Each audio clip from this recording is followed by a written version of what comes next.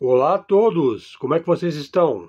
Aqui é Helder de Araújo, o canal Luz no Fim do Túnel, neste 21 de março de 2024, uma quinta-feira, 8 horas e 20 minutos da manhã, em São Paulo, capital, Zona Sul, dia quente, por volta aí de 32 graus. Falaremos hoje sobre o crime e a política. O crime vai se tornando uma política, e a política já se tornou um crime.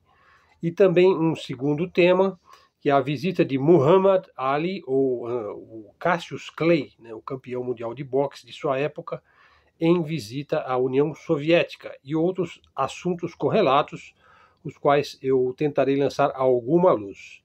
Vamos ao que interessa. Veja, as organizações criminosas do Brasil estão de olho na política, e vice-versa. Ou seja, a política também está de olho nas organizações criminosas do Brasil. Grupos criminosos brasileiros vão aproveitar agora as eleições municipais que vão ocorrer em outubro para se infiltrar e participar da política local. É muito difícil acompanhar essa evolução, né, do crime organizado no país. Agora, no início de fevereiro, a polícia brasileira fez uma busca na propriedade de Divoncir Maran, juiz de recursos do estado de Mato Grosso do Sul, no âmbito de uma investigação de corrupção. Nesse mesmo dia aí, de fevereiro, o Maran foi suspenso do seu cargo por suspeitas de ter liberado um importante traficante de drogas chamado Gerson Palermo. Ele foi então levado para a prisão domiciliar, onde cumpria uma pena de décadas, desde 2020. Um outro juiz revogou a ordem já no dia seguinte, mas já era tarde demais. Ao Palermo tinha sido dado a prisão domiciliar para que ele pudesse fugir, né? O Palermo é membro da organização conhecida como Primeiro Comando da Capital, o famoso PCC, que já tem até série na televisão aí no Netflix sobre o PCC. Então ele já está foragido desde então. Isso aí não foi uma notícia muito veiculada, não, né? Geralmente, os grupos do crime organizado chamam a atenção pelos episódios de violência, como assaltos a bancos, tiroteios, embates contra gangues rivais ou nos confrontos violentos com a polícia. A suspeita de corrupção do magistrado é um sinal da influência crescente da organização sobre o próprio judiciário brasileiro. Nem é preciso dizer que os grupos criminosos no Brasil acumulam riqueza e poder crescente nos últimos anos. Esses grupos se desenvolvem de tal forma que se assemelham a uma estrutura, uma forma de administração muito parecida com a da máfia. Máfia, que vocês podem procurar aí, máfia. E com uma capacidade crescente de influenciar a economia e a política, se misturando a própria economia e a própria política, uma vez que eles passam a ter muitas também atividades lícitas, além das atividades ilícitas. Afirma aí o Bruno Paes Manso, autor de vários livros sobre a criminalidade brasileira. O tráfico transnacional de drogas no Brasil, falar agora mais especificamente, é dominado pelo PCC, chamado aí Primeiro Comando da Capital, e também pelo seu rival aí, o CV, chamado Comando Vermelho. São grupos que surgiram aí na segunda metade do século XX em São Paulo e Rio de Janeiro, respectivamente. Atualmente, esses grupos têm dezenas de milhares de integrantes em todo o país e são responsáveis pela movimentação da maior parte das drogas pesadas consumidas no Brasil. Também fazem o transporte para a Europa. O PCC é considerado um dos grupos mais poderosos do mundo de crime organizado. Segundo uma estimativa, as suas receitas só com a cocaína chegam a 5 bilhões de dólares por ano. Eles controlam os principais pontos de tráfico ao longo das fronteiras do Brasil e também em torno dos portos. O PCC tem posição nos países produtores do trânsito de cocaína na América do Sul. Também está coligado com grupos criminosos de outros continentes, notadamente as máfias italianas e as máfias que atuam nos Balcãs, na região da Grécia, né? Ele está envolvido aí no contrabando, tráfico de armas e cada vez mais nas economias ilícitas da Amazônia, sobretudo os garimpos ilegais. Veja, eu já fiz vídeo aqui dizendo que eu não tenho nada contra o garimpo legal, o garimpo feito pelo garimpeiro, que eu considero aí um brasileiro em busca aí de um lugar ao sol, né? Não, eu estou falando do garimpo ilegal aqui no caso, né? O garimpo predatório, né? Paz Manso estima que existam hoje no Brasil entre 50 a 70 facções criminosas. A sua grande maioria estão nas prisões, e a maioria delas, se não todas, trabalham ou com o CV ou com o PCC.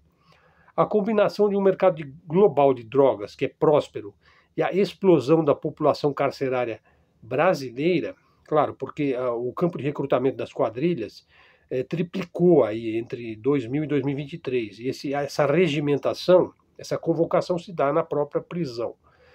Isso fez com que esses grupos se tornassem grupos criminosos profissionalizados, administrados, geridos, né, e organizados. A luta pelo controle territorial e o mercado de drogas impulsiona a violência no Brasil. Tudo isso é agravada pela doutrina que o Estado age no sentido de uma doutrina repressiva que traz poucos resultados. Veja, as autoridades do Estado apostam numa abordagem ostensiva da segurança pública. Então são operações aí de combate lideradas por polícias militares que muitas vezes executa, mata elementos que muitas vezes nos parece assim que são os pobres coitados, né, na ponta da corda aí. Mas na verdade não se faz nada efetivo para se conhecer ou se impedir aí o cotidiano dos traficantes de droga. Quer dizer, você não atua diretamente a partir de um certo nível, você pega aí a ralé, na verdade. A capacidade de investigação da Polícia Civil é fraca. Veja, cerca de 35% dos homicídios foram solucionados em 2023. Então o que a gente vê? Ações policiais violentas e pontuais. E nada muito além disso. Então você pode ter mortes aí de pessoas pobres, né? Ou em situação aí de risco, ou pessoas que não estão assim no lado do alto da pirâmide, né? Então, será que esse tipo de ação violenta contra um indivíduo que está transportando a droga ou que está consumindo, será que isso daí adianta alguma coisa? Eu não sei, eu tenho minhas dúvidas, né? Embora o número de homicídios tenha diminuído no Brasil, veja, o recorde histórico foi em 2017, oficialmente 64 mil homicídios. Isso tem mais a ver aí com as tendências demográficas do país e também a dinâmica criminal do que com o sucesso das políticas de segurança. Por exemplo, em 2016 se teve uma briga e uma ruptura entre o CV e o PCC, tendo provocado um pico de violência praticamente em todo o Brasil. Então essa briga entre facções de crime organizado cresce, né? E persiste as lutas pelo próprio poder entre os bandos principais, né?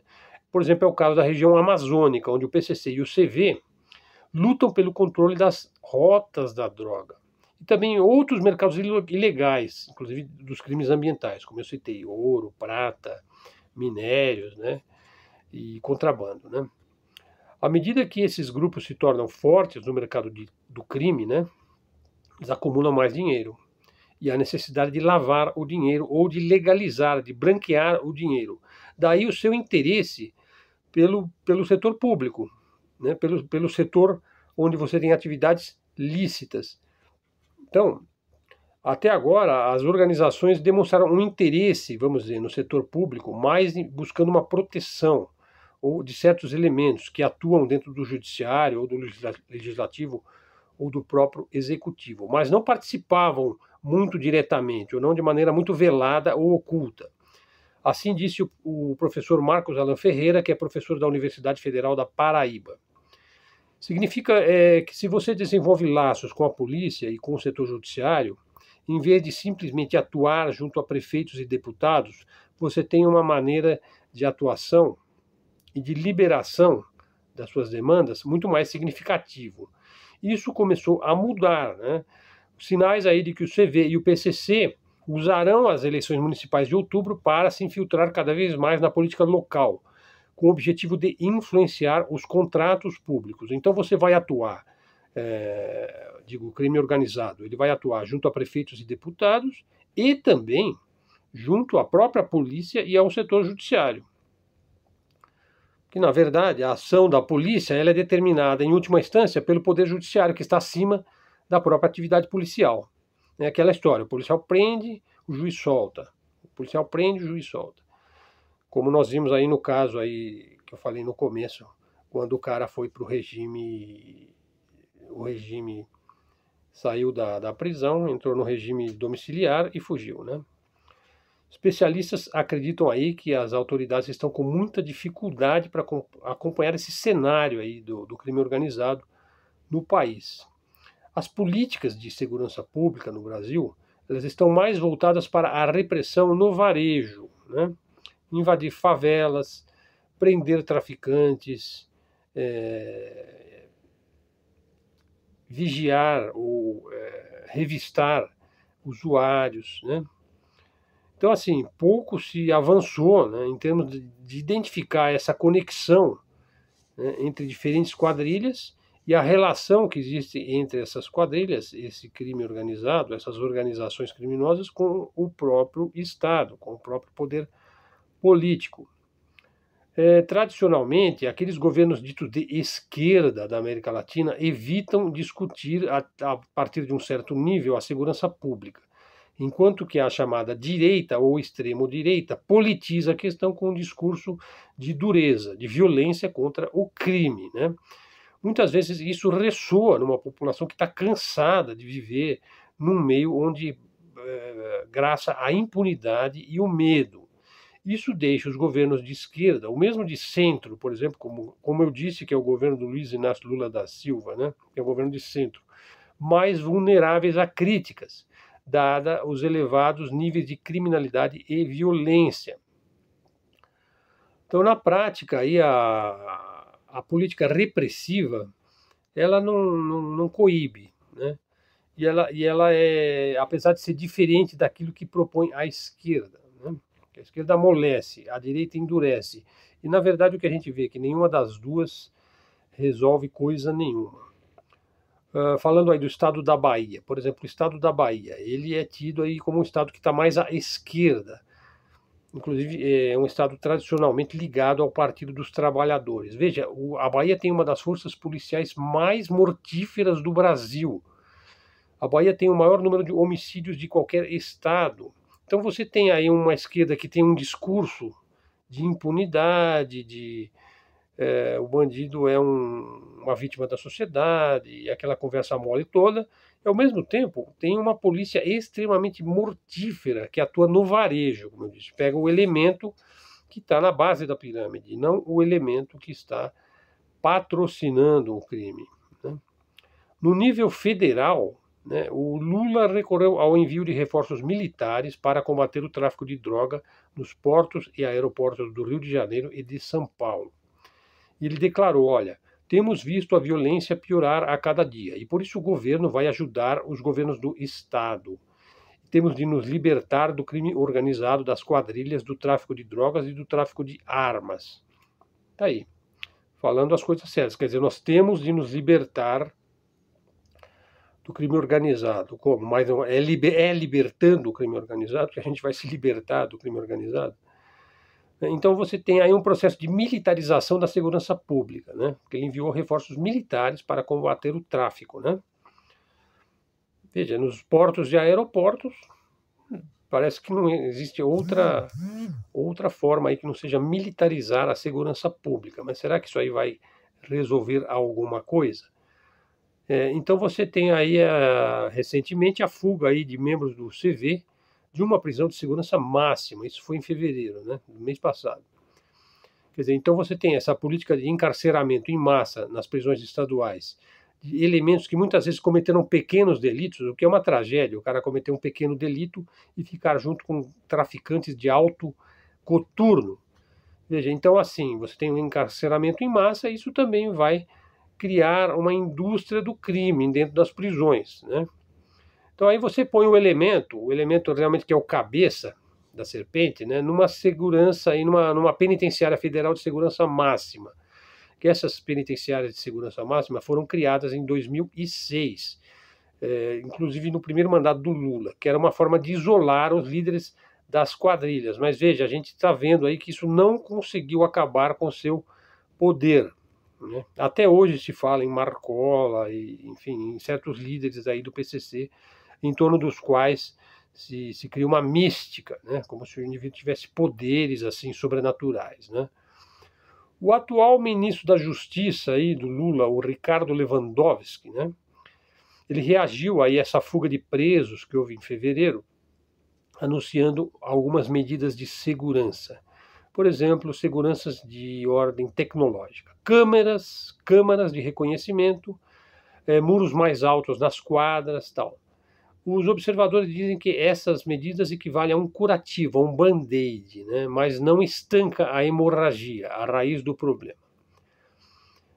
O que poderia ser mais eficaz? Eu diria estrangular as atividades financeiras dos grupos criminosos, impedi-los de terem mecanismos de lavagem de dinheiro. É preciso coordenar os vários tipos de agentes na luta contra o crime organizado. Então você tem que integrar aí o governo federal e estadual, as forças policiais, os procuradores, os agentes, inclusive, que se infiltram nesses grupos, tudo deve estar coordenado. Aí deve ter um trabalho de inteligência aí muito grande e muito específico para poder lutar contra o crescimento do crime organizado. Alguns passos foram dados nesse sentido, né? Inclusive com uma reunião que houve lá dos chamados países amazônicos, né? Que estão tentando se organizar no meio desta escolha aí da sociedade. Então vamos dizer, o tráfico de drogas ele só existe porque a sociedade decide consumir drogas. Sim, esse é um dos problemas que se deve enfrentar. Se a maioria das pessoas usar drogas, o crime organizado deixará de ser crime, porque ele passa a ser uma demanda exercida aí pela própria vontade da sociedade. Né? É aquela coisa do poder emana do povo. Né? Então, a questão é complexa. Né? Bom, dada a dificuldade que o Brasil tem em combater o crime organizado, nós não temos aí muitas esperanças, né? Pelo contrário, nós temos ceticismo. O combate é complexo e é necessária uma ação de inteligência muito profunda.